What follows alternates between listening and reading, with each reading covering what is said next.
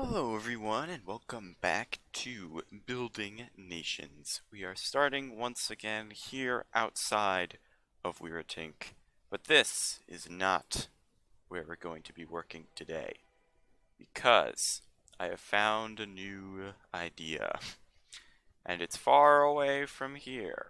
In fact, we pretty much need to go straight this way, just in a completely straight line without any direction changes, completely straight, all the way this way, very far away, kind of. It's not too far, but it is a bit of a hike, and we come all the way over to here, and this is where we're going to be working for the next couple of episodes, because I've been getting a little uninspired over in Weeratink, and I have some good ideas for what I want to do in this area. And that's going to be to make another city. Of course, that is what we do here. So, I'm thinking castle on this hill thing. I will clear off the trees, do some terraforming, make this a castleable hill. Walls of the castle will come around here probably, maybe not going out onto there, but around this area. And I want this to be an area that has a bunch of farms in it. So like this space can be a farm, and like that space can be a farm, and over there is a farm, and there is a farm, and here's a farm, there's a farm, everywhere is a farm. That's going to be the plan here. I will need to do some terraforming and probably putting more water into this area, because if a farm was to happen here, it would need more water than what is currently available. So, rerouting some rivers, all that stuff, gonna do that. I will probably like connect that river up there, build a bridge, bring this river in to there. You know, just a lot of random little ideas here for what I can do to improve the overall terrain and make it better, because this would be kind of weird to just build a city directly on top of. So, to start, we can remove this thing. This doesn't need to be here. I'm not going to use it for anything, and now it's gone. Nothing was ever there, and that's a good thing, because we don't need it to be. But, I need to do some thinking and planning about exactly what I'm going to do here, and then I will be back. Alright, well I haven't decided on what I'm doing, for the most part, but what I have decided is that in this area I am going to be putting a castle. And an actual castle, not the thing that I made in Xantod. No, this is going to be a real castle. It's going to be good, and it's not going to be weird looking. At least, that's the idea. But anyway, the first thing I needed to do was to level out the terrain, and I decided to do that by bringing up the red area to the level of the hill thing in the back, just so that there's like a hill for the castle to be on, because a castle on flat ground isn't as defensible. So if you're thinking from the realistic side of things, that's kind of why. But also it just looks cooler.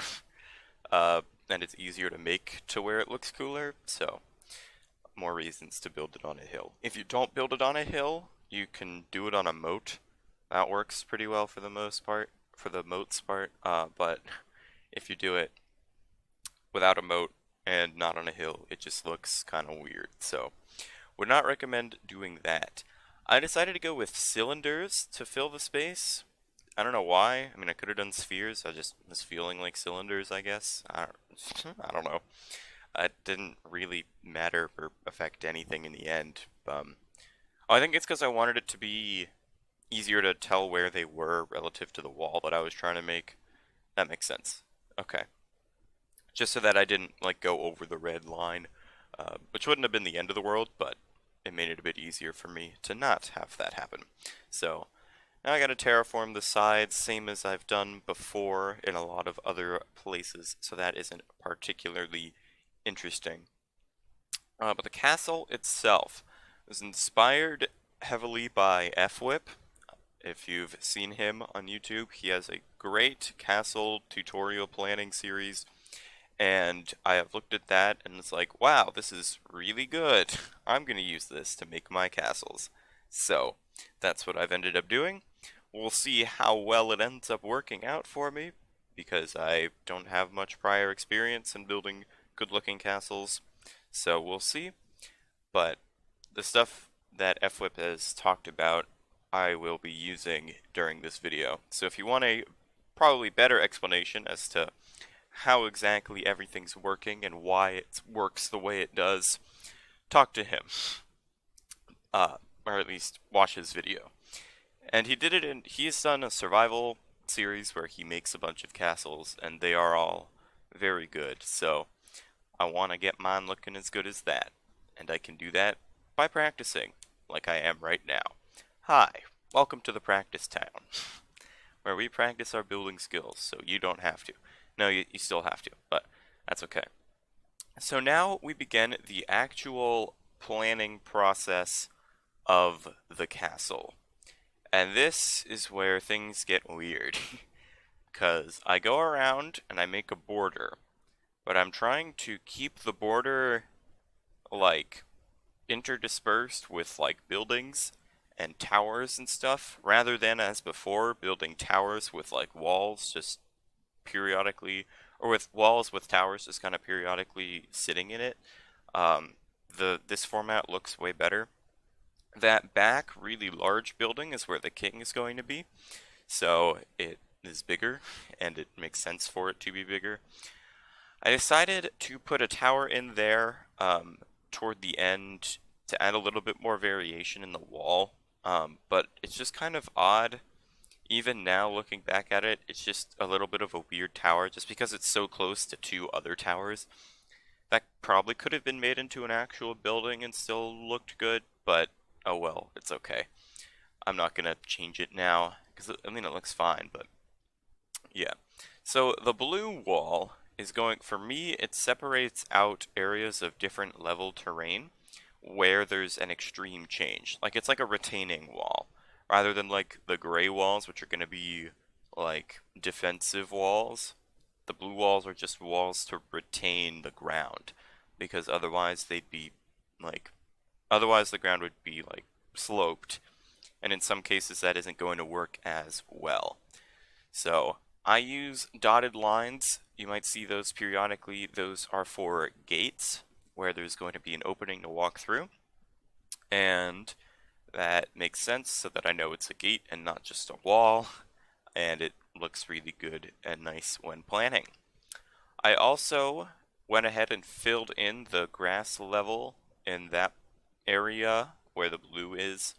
Filled that in just so I knew where the level was when I was working in that area, so I could make the tower there and little planning thing more accurate to how it's actually going to be. And then I planned in a little staircase to get up into that area. So now I am... Oh, now I'm just bringing that side up. Okay. Couldn't tell what I was doing for a second there. Yes, I am bringing that side up to the same... It might actually be the same level as the other side. I don't know. Anyway, now it's time to do the hard part. Or at least the harder part, in my opinion. And bring up the plans to their actual heights in the world. And that is difficult. I was trying to look for a world edit thing I could use to bring a region up, like expand it upwards, and I couldn't figure out the command, so I just decided to scrap it, and instead I went with using walls for most of this to fill in the spaces I needed. Just use the walls command because that accomplished what I needed it to. I then actually planned out, well, I didn't plan out the walls as fully as I probably could have, because that would have taken a long time, so I just left it. But the key thing here throughout this entire process was to make sure that there's a lot of variation. Because if every tower roof every building roof, every building shape, all of that looks the same, it looks really boring. If there's variation, it looks interesting to look at. And actually something, when I see a lot of castles built in this sort of style, I think they actually use a bit too much variation. Like, the way I'm going to do it, a lot of the roof colors will be relatively similar, the wall colors will be relatively similar, it will just be varied in the detail and shape, and I think that looks way better than changing around the colors a lot of the time. A lot of the builds that I see, they change something drastic about the coloring when making a different building, and that doesn't look good to me. Like, you have a white castle and then you make one building like green, it just looks odd. If you made the roof green, that's one thing, as long as you made other roofs green in there as well, so it wasn't just standing by itself all alone, because that just looks weird. So that is something that I am going to avoid when building this, which is interesting, because a lot of the castles that I'd probably look at as a reference when building this would do something like that. So it's kind of interesting to think about, especially on this scale. Making variation is going to be difficult.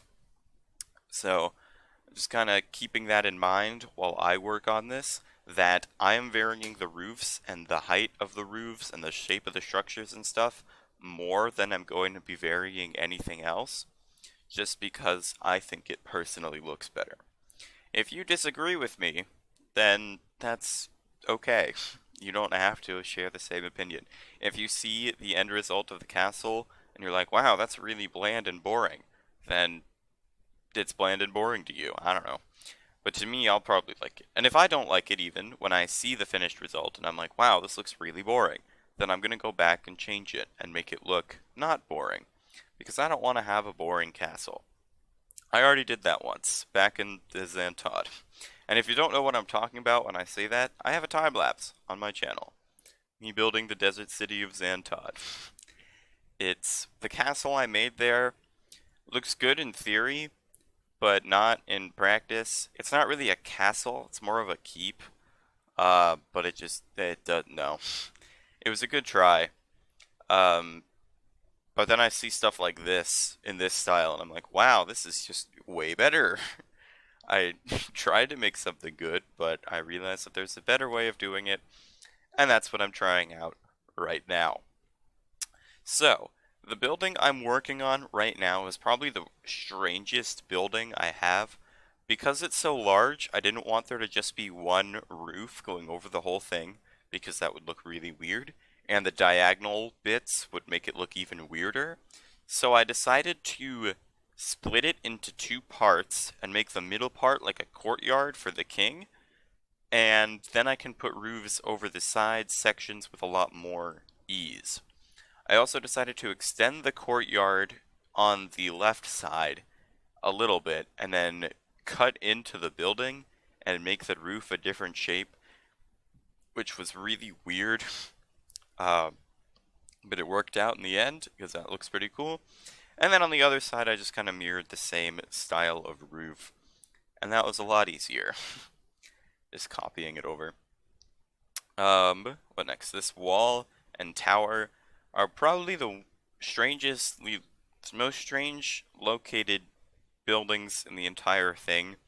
Because you obviously need things in the middle of the castle. You can't just have things going around the outside because it looks weird.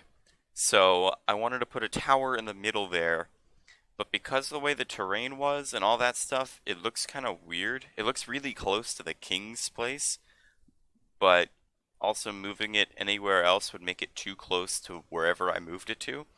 So it was just kind of weird to try and situate, because there wasn't really a clear, good place to put it.